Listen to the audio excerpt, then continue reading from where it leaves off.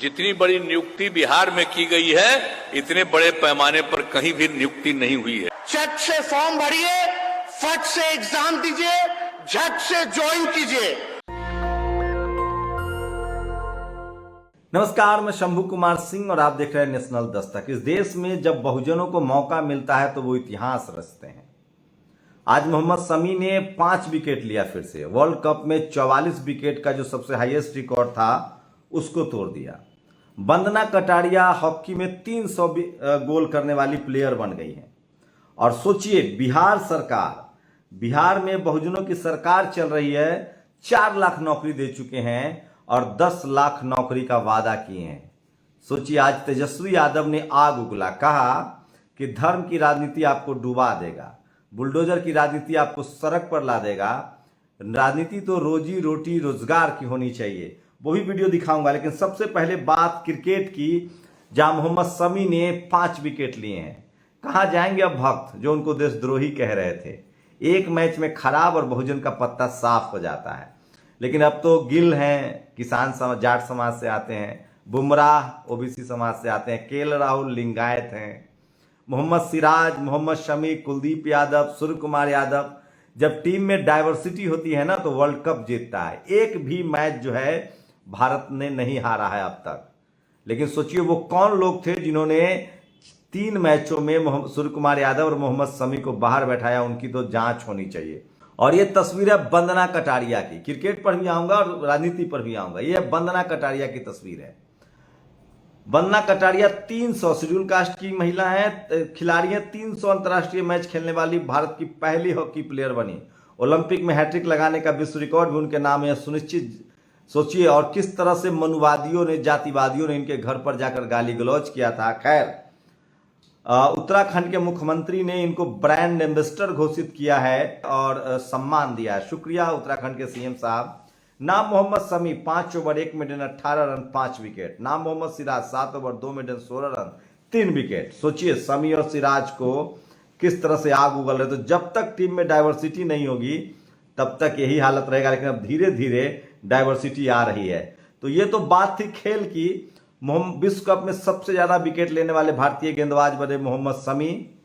और मोहम्मद शमी ने जहीर खान के 44 विकेट का रिकॉर्ड तोड़ दिया है। जहीर भी, तो सोचिए ये लोग कौन है जिन्होंने सालों साल क्रिकेट पर कब्जा रखा। और जहीर खान का रिकॉर्ड मोहम्मद शमी तोड़ रहा है। और क्रिकेट का भगवान का भी रिकॉर्ड टूटेगा। विराट एक शतक दूर है। सोचिए, विराट का वनडे संख्या देखिए और भगवान का वनडे संख्या देखिए। अब वो दौड़ गया, सबकी परतें खुल रही है, सबका हिसाब किताब हो रहा है और सबके लिए बोला जाएगा। और अब बात अडानी एयरपोर्ट की, मुंबई की। मुंबई अडानी हवाई अड्डा, एक चाय 160, 2 समोसे 260 रुपए। एक कोई बहुजन ही लिख सकता है, लिखने की संजय यादव ने ट्वीट किया है। स्थान मुंबई अडानी हवाई अड्डा, एक चाय 160, 2 समोसे 260, 1 बोतल पानी 70, कुल 490। आम इंसान खतरे में है, अडानी मजे में है। लेकिन अब बातें हैं आपको वो सबसे बड़ी खबर पर। आज बिहार सरकार ने लगभग बिहार सरकार ने आज लगभग 1.5 लाख नियुक्ति पत्र बांटे। नीतीश कुमार ने जमकर मीडिया पर तंज किया, कहा कि कोई 50,000 बांटता है तो आप दिन भर चलाते हैं। हमने 4 लाख नौकरियां बांट दी और 6 लाख और देंगे। जब तक ये सरकार रहेगी नीतीश तेजस्वी की, तब तक 10 लाख नौकरी देने का वादा था 5 साल में, वो हम करके दिखाएंगे। तेजस्वी यादव ने भी कहा, ये सुनिए, उनका कुछ भाषण सुनाते हैं आपको। जिस चीज के हकदार थे, आज आप लोगों को नवाजा गया है, आपको अधिकार मिला है, ये मामूली बात नहीं है। इसलिए मैंने पहले कहा था कि आज के दिन को, ऐतिहासिक दिन को आप लोग नोट कर दीजिए। और आप समझिए कि 1,20,000 परिवार में जो है दिवाली का माहौल बना और खुशी इस बात की है। तो सोचिए कितने लोगों को खुशी। जो लोग और भी बेरोजगार हैं, उन सब से हम कहना चाहते हैं कि निराश मत होइए। आदरणीय नीतीश कुमार जी के नेतृत्व में लगातार आप लोगों को अवसर मिलेंगे, लगातार सरकारी नौकरियां मिलेंगी। सोचिए, बिहार के ही नहीं, पूरे देश के लोगों के लिए नौकरी थी। तो खड़े हो करके, ताली बजा करके, हाथ उठा करके माननीय मुख्यमंत्री जी को धन्यवाद दीजिए। जोर से ताली मारिए। ये गूंज जो है देश के कोने कोने में जाना चाहिए। हर सरकार को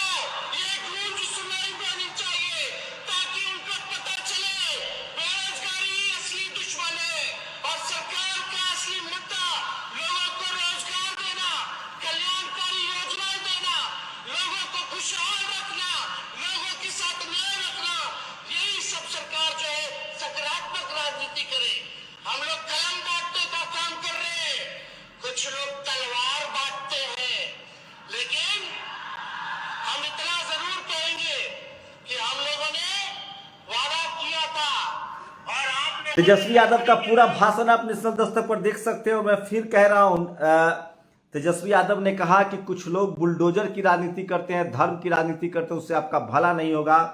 पूरा वीडियो जो है इसको आप देख सकते हैं।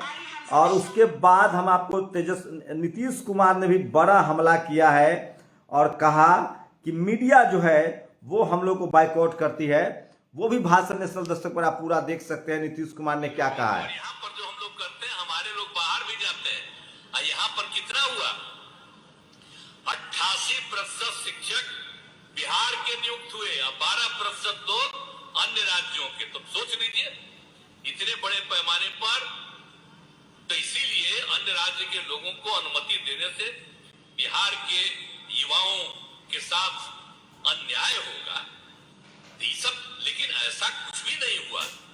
बिहार के लोग भी तो देश के अन्य राज्यों में नौकरी कर रहे हैं। इसलिए आपको तो बता ही न रहे कि बाहर भी नौकरी कर रहा है, लेकिन सब लोग तो ऐसे ही बोलते रहता।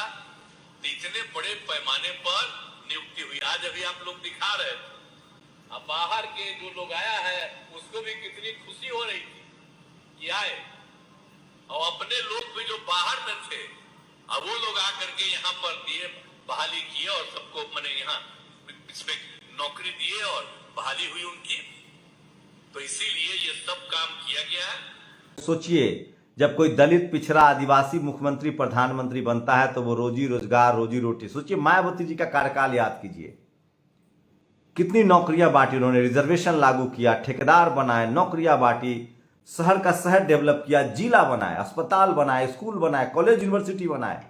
जाके देखिए गौतम बुद्धा यूनिवर्सिटी। बहुजन ये करते हैं। जब अखिलेश यादव सत्ता में आए तो इकाना स्टेडियम से लेकर वो उन्होंने भी एक्सप्रेसवे बनाया। दलित, पिछड़ा, आदिवासी जो है वो विकास करता है, सड़कें बनाता है, स्कूल बनाता है, कॉलेज बनाता है। वो कौन है जो गाय, गोबर, गौमूत्र की राजनीति करता है, धर्म की राजनीति करता है? आपको तय करना। और सबसे बड़ी खबर है, ये कांग्रेस, बीजेपी यही करती है।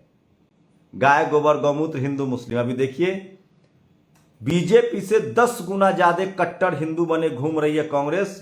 मध्य प्रदेश में धर्म की राजनीति, धीरेन्द्र शास्त्री के यहां रोज चरण मस्तक करता है कमलनाथ।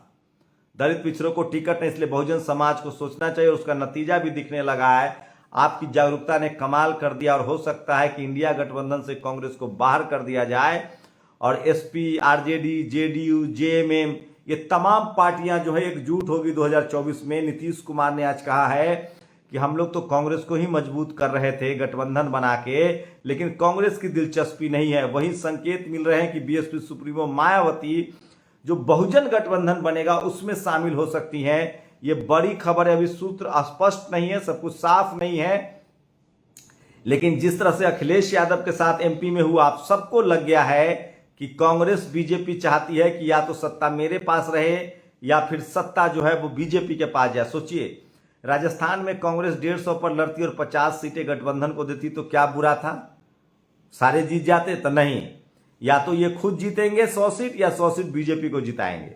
मध्य प्रदेश में 230 सीट था, 200 पर लड़ती 30 सीटें गठबंधन को देती तो नहीं, या तो कांग्रेस जीतेगी या फिर बीजेपी जीते। तेलंगाना, राजस्थान, सब जगह कांग्रेस ही करती है। दरअसल कांग्रेस के सवर्ण नेता चाहते हैं, सोचते हैं कि अगर उन्होंने SC, ST, OBC लीडरशिप वाली पार्टियों से गठबंधन किया जहां वो मजबूत हैं तो उनकी हालत बिहार, यूपी जैसी हो जाएगी। मतलब बीजेपी को, कांग्रेस को बीजेपी से प्रॉब्लम नहीं है, बहुजन नेताओं से प्रॉब्लम है, बहुजन दलों से प्रॉब्लम है। और ये बात बहुजन समाज के सारे लोग समझने लगे हैं। और हो सकता है कि 2024 का जो गठबंधन हो वो गैर बीजेपी, गैर कांग्रेस गठबंधन होगा।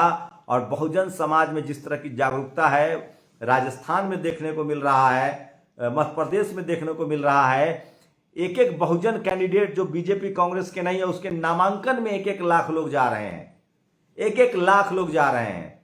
तो मैं फिर कह रहा हूं, दलित, पिछड़े, आदिवासी, अल्पसंख्यक, किसान जब मुख्यमंत्री, प्रधानमंत्री बनते हैं तो वो नौकरी देते हैं, वो शांति चाहते हैं, भाईचारा चाहते हैं, सड़कें बनाते हैं, अस्पताल बनाते हैं, स्कूल बनाते हैं, हॉस्पिटल बनाते हैं।